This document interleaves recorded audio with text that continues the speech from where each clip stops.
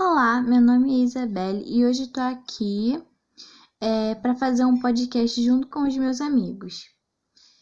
Nesse podcast, a gente vai falar sobre a Lélia Gonzalez.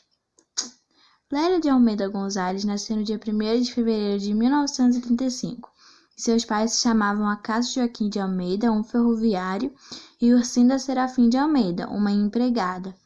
Lélia era a penúltima de 18 irmãos. E um fato muito interessante é que seu irmão Jaime de Almeida jogou futebol em nome do Flamengo. Olha que legal. O pai morreu quando ela ainda era criança e mudou-se para o Rio de Janeiro em 1945. Quando jovem, trabalhou sendo babá e logo depois se formou em História e Filosofia na faculdade. Na faculdade, conheceu Luiz Carlos Gonzalez. Em 1934, se casou com ele.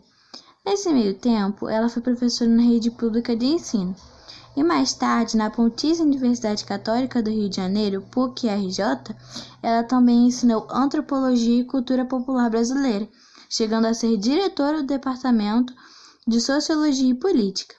Lecionou como professora de ensino médio no Colégio de Aplicação.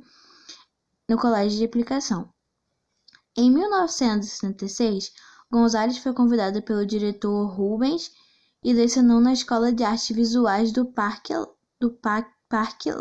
Lade. Foi candidata a deputada federal pelo PT, não foi eleita, mas ficou como suplente. Tentou novamente, só que na segunda vez pelo partido do PDT.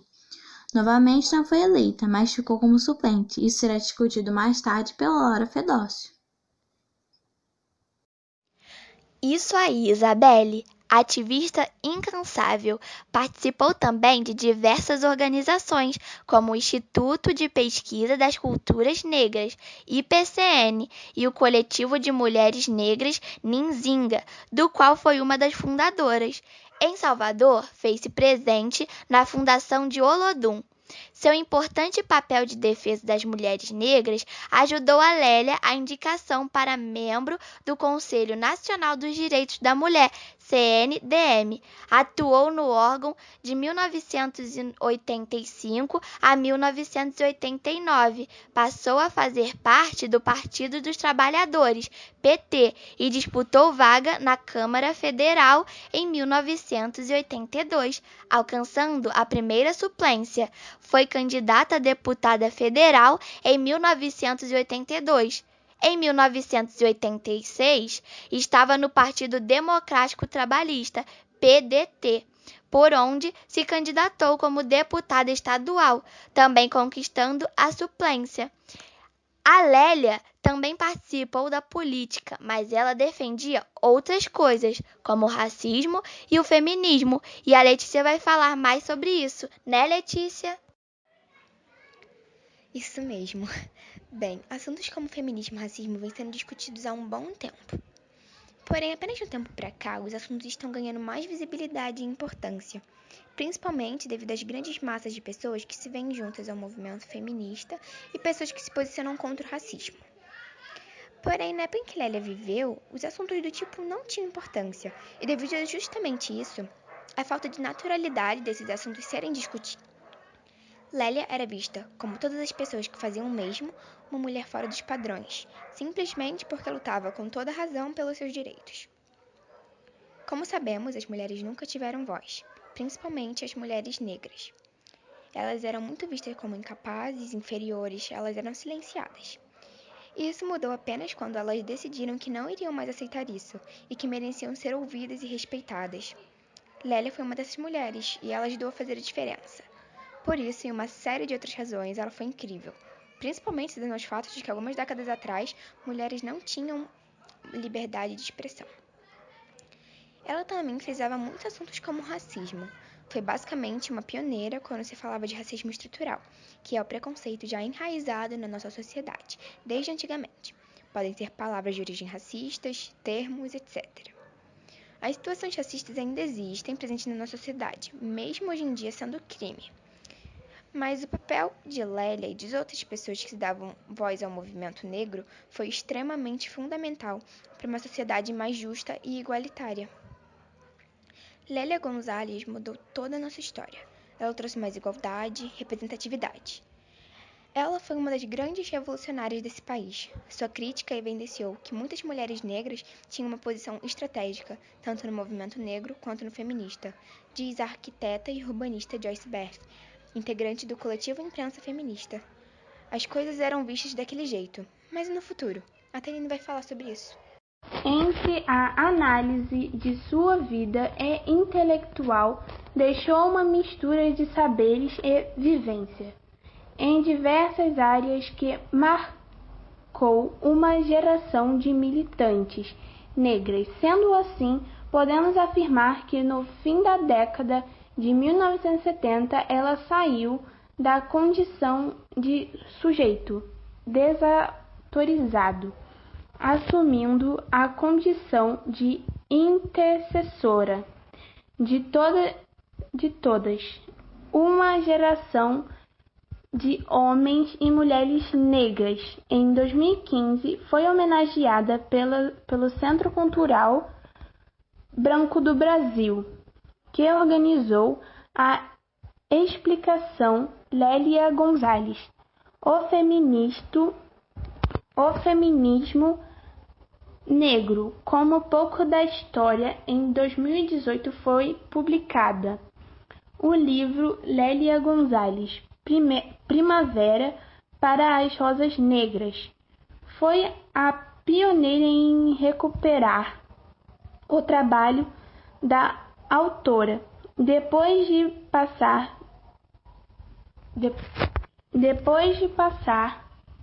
25 anos após a sua morte. O nome e as contribuições teóricas de Lélia Gonzalez correm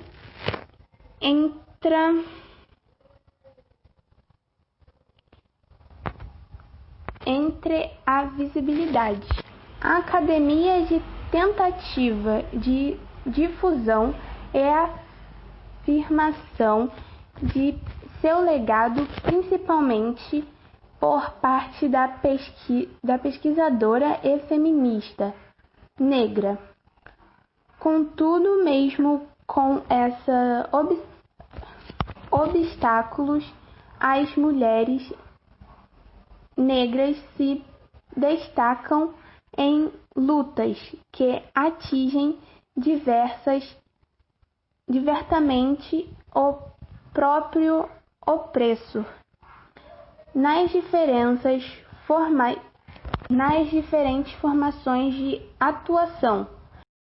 Oi, eu sou a Natália e eu vou falar sobre as obras da Lélia.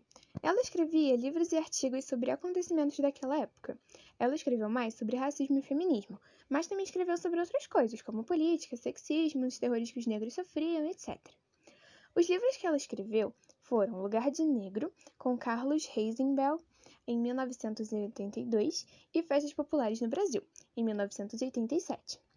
Eu vou falar um pouquinho agora sobre alguns dos ensaios e artigos que ela escreveu, que foram Mulher Negra, Essa Quilombola, publicado na Folha de São Paulo, Folhetim, em 22 de novembro de 1981, A Mulher Negra na Sociedade Brasileira, que fala sobre o lugar da mulher, estudos sobre a condição feminina na sociedade atual, publicado no Rio de Janeiro, Graal, em 1982, Racismo e Sexismo na Cultura Brasileira, que fala sobre movimentos sociais urbanos, minorias étnicas e outros estudos, publicado em 1983, O Terror Nosso de Cada Dia, que fala sobre raça e classe, publicado em 1987, a categoria Político-Cultural de Africanidade, que fala sobre o tempo brasileiro, publicado no Rio de Janeiro, em 1988, As Africanas do Brasil e Sua Militância, publicado em 1988, Nani, que fala sobre humanidades, publicado em Brasília, em 1988, Por um Feminismo Afro-Latino-Americano,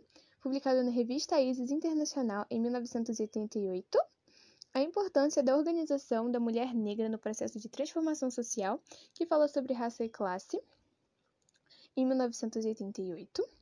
E agora eu vou falar sobre um trechinho de um artigo que ela escreveu, que foi o artigo Democracia Racial, Nada Disso, publicado em 1981. E ela escreveu assim: Na verdade, o grande contingente de brasileiros mestiços resultou de estupro, de violentação, de manipulação sexual da escrava. Por isso existem os preconceitos e os mitos relativos à mulher negra, de que ela é mulher fácil, de que é boa de cama, etc. A Lélia também criou uma expressão, a expressão América Ladina, que contesta a ideia de que a América Latina tinha uma formação histórico-cultural exclusivamente branca e europeia, mas também, ou até predominantemente, com a participação africana. O primeiro registro do uso dessa expressão foi na obra de M.D. Magno. E agora o Luiz vai falar um pouquinho mais sobre a Lélia.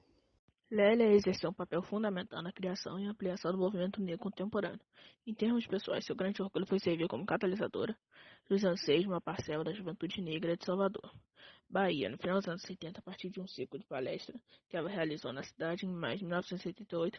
Este fato revela o que, para mim, foi o traço mais característico de Lélia, a capacidade em par de nos investigar com a exuberância de sua fala, nos inspirar com a luminosidade de sua personalidade. Também em 1980, Angela Davis publica Mulheres, Raça e Classe e escreve assim como seus companheiros: as mulheres negras trabalharam até não poder mais.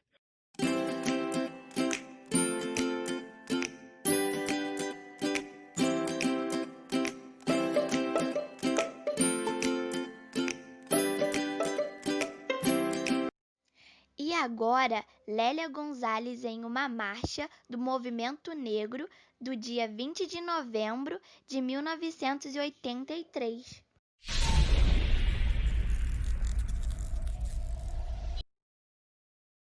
Vamos à luta, companheiros, para que a exploração e a opressão terminem nesse país, para que esse país, além de vir a ser uma efetiva democracia racial, ele se torne.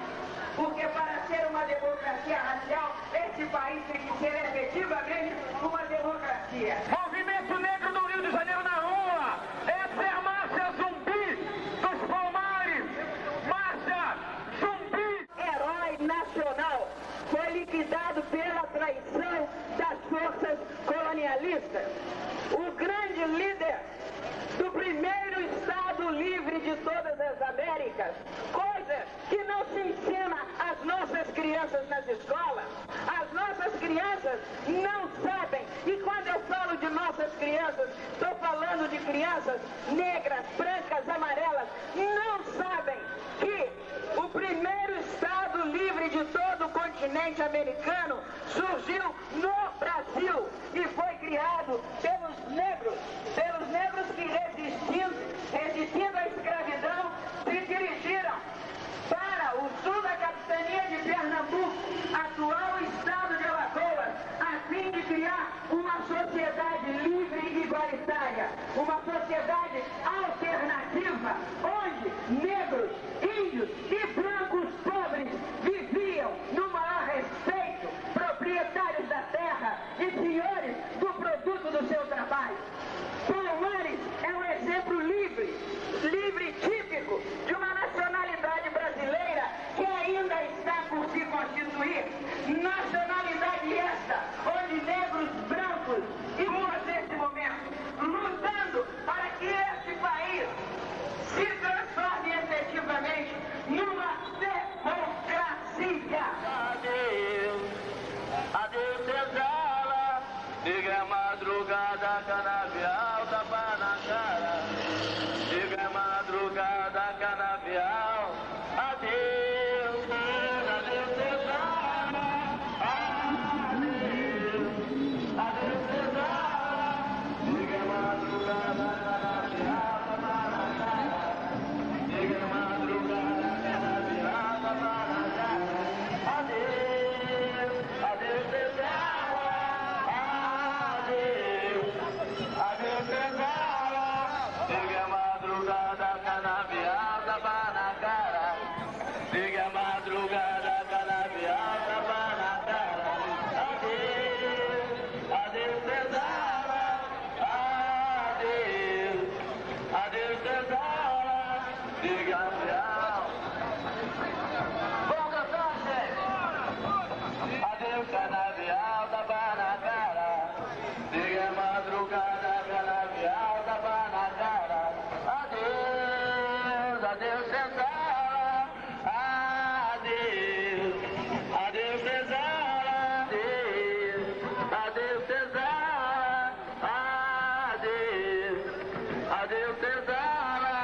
Liga a madrugada, canavial, tapa na cara. Liga a madrugada.